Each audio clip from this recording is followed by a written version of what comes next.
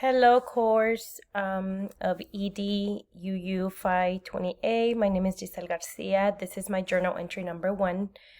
After reading chapter 7 and all the readings from this week, I learned about the advantages and challenges of assessing ELL students. I also learned about the different types of assessments and their accuracy, as well as some of the best practices when it comes to assessing ELL students. To start, some of the advantages that I learned about assessing ELL students include knowing the current level of students' performance. It informs the educators about the strengths and needs of the students. This helps teachers by teaching students what they need to know. The information gathered from testing can be used to help the students benefit academically and in personal development level.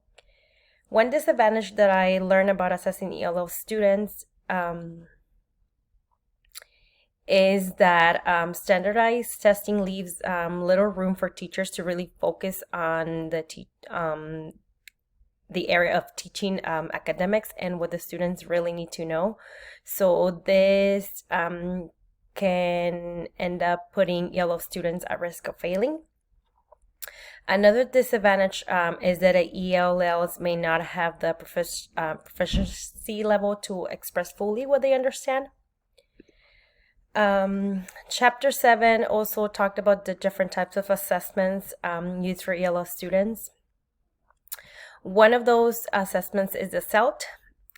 This assessment measures 4 domains: listening, speaking, reading, and writing. Students are testing for entry, and then they're also tested annually to measure progress. With this testing, students can receive adequate services and supports available for all ELLs. When students are assessed annually, scores are then used to reclassify students or to exit them out based on how well they perform. Other assessments include formative and summative assessments.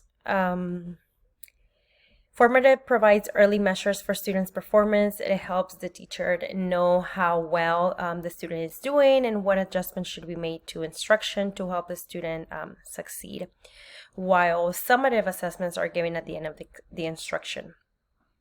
Another type of assessments is the achievement test, which measures student success in the learning content.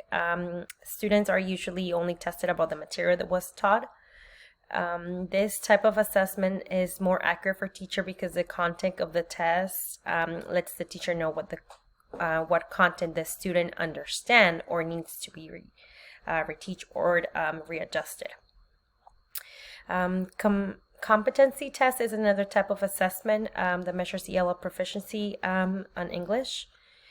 Portfolio assessments, which helps keep track of students' progress, and all tests are accurate and valid if they measure what they need to measure.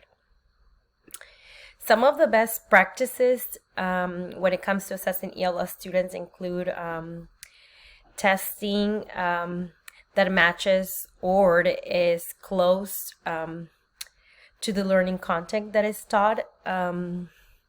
Also, the test content should reflect the curriculum and experiences that are applicable to the ELL students' lives. This is all that I have for this week's journal. Thank you.